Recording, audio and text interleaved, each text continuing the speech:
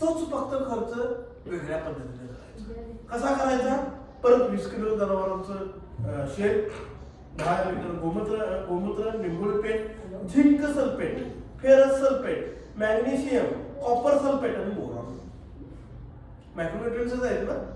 आता तुम्हाला हे सगळं जर सुटं मिळत नसेल तर मॅक्रोन्यूट्रिएंटची पुडी घ्या रासायनिक, ती पुडी त्यात टाका. ओके. त्या शेणामध्ये त्या गोमूत्रामध्ये त्याला विघटन होऊ द्या 7 दिवस. मग त्याला तुम्ही गाळण्यानं गाळा, कपड्यानं गाळा तरी चालतंय किंवा डायरेक्ट जरी कुंडीत जरी ते गाळासारखं टाकला तरी चालतंय. कारण आता ते डिकम्पोज होणार आहे. कारण गोमूत्रमध्ये डिकम्पोजर आहे, मी पहिला सांगितलं तुम्हाला, आणि त्यातला जीवाणू काढता येतो. त्यामुळे गोमूत्र हे डिकम्पोजच करतं. त्यामुळे तुम्ही गाळासाकड जरी टाकला तरी चालतंय. तर ड्रिपनं जर शेतात गेला असाल तर मस्त गाळून टाका, ड्रिप चॉकअप होण्याची शक्यता दाखवा येते. तसं जीवाणूची स्लरी, तुम्ही आता स्लरी कुठली बघितलं? रेग्युलर पेटाची बघितलेला. जीवाणू स्लरी सेम काम, सेम. त्यामध्ये ते तुमचं 20 किलो शेण गोळ ते घ्यायचं आणि ह्यामध्ये ॲझिटोबॅक्टर किंवा तुमचा ट्रायकोड्रोमा ह्यो त्यात टाका. तुम्ही आता डायरेक्ट ट्रायकोड्रोमा देणार नाही, डायरेक्ट ॲझिटोबॅक्टर देणार आहे, खर्च तर करायचं लागणार. तर माझं मत आहे त्याला काउंट वाढवून द्या. ज्यावेळी तुम्ही हे जनावरांचं गोमूत्र शेण तिने घालताय, पाणी घालताय, त्यात थोडासा गुळ घालताय, तर त्याचा काउंट वाढतो. 1 लिटरच्या ठिकाणी तुम्ही 10 लिटर करून सोडताय. म्हणजे ते जमिनीत जाऊन ज्याची वाढ होणार आहे त्याला सुरुवात तुम्ही वाढ करून देताय. म्हणजे तुम्ही स्टार्टर देताय. म्हणण्याचा अर्थ माझा एक आहे. म्हणजे स्टार्टर ग्रेड एक असतो 19 ते सुरुवातीला झाडांच्या कक्षेत दिला जातो का तर त्याची वाढ झाली पाहिजे. तसं सेम तुमच्या पिकाला पण लगेच स्टार्टर बसायला जी तुम्ही खतं देणार आहे त्या खताचं विघटन करून तुम्ही त्याला स्टार्टर देऊ शकता. ती स्लरी, कडधान्याची स्लरी माहिती आहे, ती पण येणार. तुम्हाला मी सगळं देतोय, तुम्हाला परफेक्ट माणूस करून देणार. तुम्ही हे जर शेतात ऍप्लिकेशन वापरलं तर माझा स्वतःचा 1 गुंठ्याला 2.5 टनाचा ऊसाचा मी कामगिरी करू. आणि कुठल्याही प्रकारे माझ्या ह्याच्यात रासायनिक खतांचा वापर कमी आहे नाही असं म्हणत नाही. कमी आहे, देण्याचा प्रकार असा आहे. पण केव्हा द्यायचं तेच समजत नाही ना. आता हे केलं पहिल्या 6 महिन्याच्या आत असेल, प्रत्येक पिकाची सायकल आहे. पहिल्या 6 महिन्याच्या आत जे काही द्याल ते त्याला वापरतात. आणि 3 महिन्याचं तर शाळू असेल मग द्यायचं की नाही? लगेच पहिल्या महिन्यात. पहिल्या महिन्यात केव्हा खरं कितव्या दिवशी वगैरे असं? तसं काय ते झाड जेवढ्या लवकर मरणार आहे ना तेवढ्या लवकर ते उठत पण नसते. हे एक लक्षात ठेवा. शाळूचं झाडाला मोठं व्हायला 15 दिवसात ते तुमच्या ते 10-15 फुटांपर्यंत जातं. म्हणून ते वैरणीला पण शाळू वापरतात. का वापरतात? कारण ते महिन्यात जास्त उठणारं झाड आहे. लावलं 15 दिवस झाले लावलंय मग लगेच लावा, मग घालून घालायचं नाही. कुठं याच्यातली स्लरी घालायची मग? कुठली घालायची स्लरी याच्यातली? तुम्ही रासायनिक टाका. रासायनिक टाका. आता रासायनिक त्याला कधी टाकायला लागणार की. आता तुम्ही म्हणाल ते का सांगायला तर जमिनीत आता तुमच्या काही राहिलेलं नाही. का राहिलेलं नाही माहिती? तुम्ही जे सेंद्रिय खतं टाकताय ते विघटन करण्यासाठी जीवाणू पण दिलेले नाही.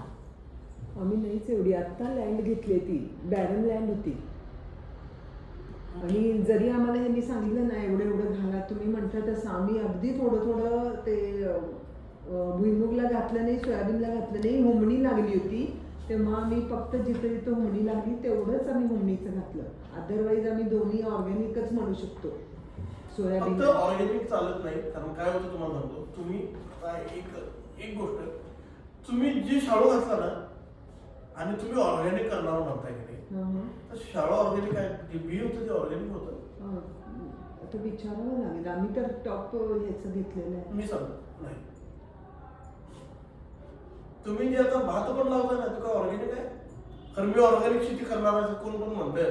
अहो तुम्ही बी लावा लागलाय हायब्रिड आणि ऑर्गॅनिक शेती करायला उठलाय, ते कसं शक्य होईल? ते परवडेल का ती गोष्ट?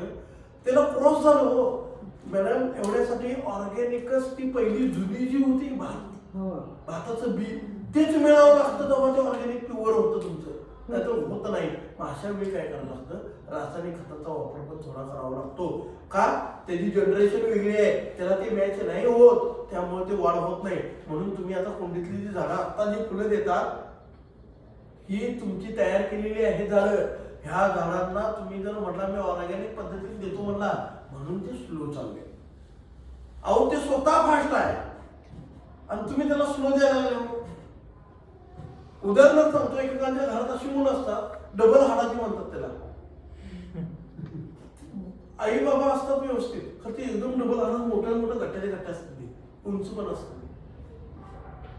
मग आता तिची वाढण्याची स्पीड जास्त वाढल्या म्हणून काय त्याला त्याचं खाण्याचं प्रमाण कमी करणार आहे काय? तुम्ही खाता तेवढं देणार आहे काय? वाढवायला पाहिजे ना त्याचं. तसं तुम्ही जे आता कोंडीतली झाडांना तयार केलेले टिश्यू कल्चर विभागामध्ये ते, मग त्यांना एकाच एक मदर कल्चर प्लॅन्ट, मग ते त्याच्या फांद्या काढून त्याचं काय काय काय काय करून त्याला वाढवतात आणि सगळीकडे बदलले तिने. याचा अर्थ त्याचा गुणधर्म बदललाय का? नाही बदलला. मग त्यांना काय पाहिजे, त्यांना पण तेवढं स्पीडनं खातायला पाहिजे.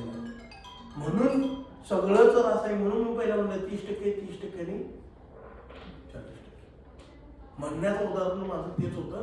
जर तुम्ही ते जैविकच करणार म्हणताय, तुम्ही ते सेंद्रियच करणार म्हणताय, तर सेंद्रिय बी हुडका पाहिजे आणि ते मिळणं 99.1% कुठं तरी ते गावडाचा गावडा.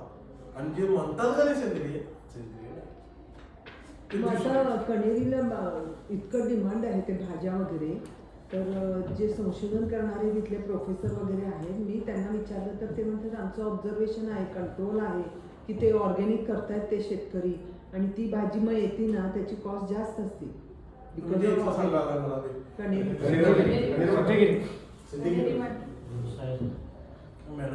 तेच मला पण शंकाच आहे. पण आता जे मी भुईमुग उगवलाय त्याचे मी दाणे, मी एक गोष्ट बोलली, म्हणजे मला त्या कन्हेरी मठाशी काय बोलायची नाही. परवा जे पंचतत्व झालं मी पण बघितलं, किती कोटी रुपये आले आणि किती खर्च केला. होय, द्या म्हणले तर तिने दिले नाही. मठ आहे ना, काय द्या त्यांनी हिशोब दिला. ते ऍक्च्युली ते मठाचा खर्च नव्हता, तो शासनाचा होता. तो मुख्यमंत्र्यांच्याकडून आलेला खर्च दिलेला नाही. काय तुम्हाला सांगू, प्रत्येक जण व्यापार करायला नसला, व्यवसाय करायला नसला का? त्यांची पण चूक नाही आहे.